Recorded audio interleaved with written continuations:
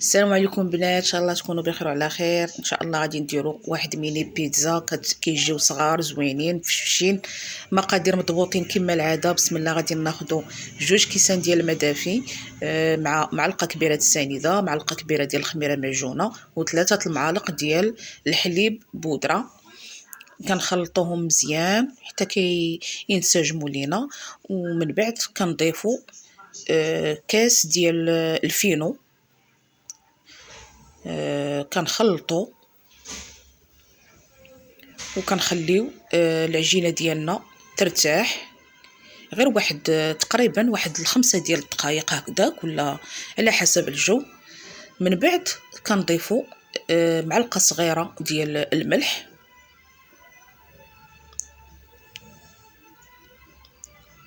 غادي نضيفو دقيق فورس، يعني انا هزت ليا 5 الكؤوس تقريبا، وانتم على حسب يعني الدقيق كل دقيق والجوده ديالو.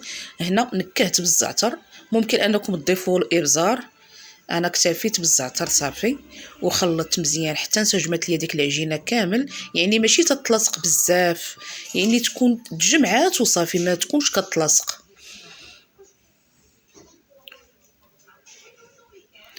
من بعد غادي نضيفو تقريبا نص كاس ديال زيت العود.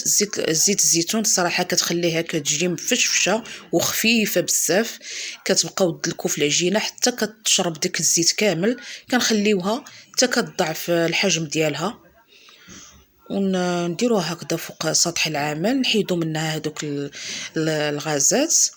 وانا قسمتها على 2 باش تجيني سهله في التوراق، قسمتها على 2.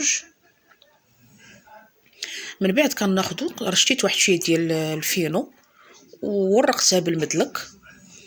السمك ديالها ما نخليوهش غليظ، لان ملي كطيب راها كتنفخ مازال، يعني نحاولوا نرقوها مزيان باش كيجيونا رقاقين وخفاف. العجينه كما كتشوفوا ناجحه لدرجه يكونوا فيها دوك الفقاعات. هذاك هو الدليل بانها راها كتجي مفشفشه، حتى ملي كطيب راها ناجحه 100%. كنورقها بحال هكذا بالمدلك. خديت هاد السيركل هذا، نتوما على حسب القياس اللي بغيتو، ودرت منها هكذا دوائر.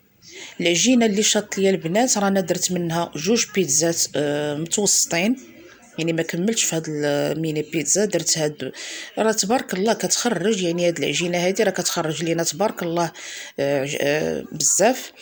درت لاصوص ديال الطوماط مع الفلفله هكذاك خضراء مع الطون فروماج، ودخلتها الفران يعني 180 درجه حتى كطيب لنا. صراحه كتجي مفشفشه واعره. البنات جربوها بهاد المقادير هادو، راها كتجي زوينه وخفيفه.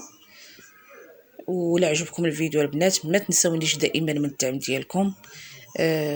وان شاء الله نتلاقى بكم في شي فيديو اخر ان شاء الله.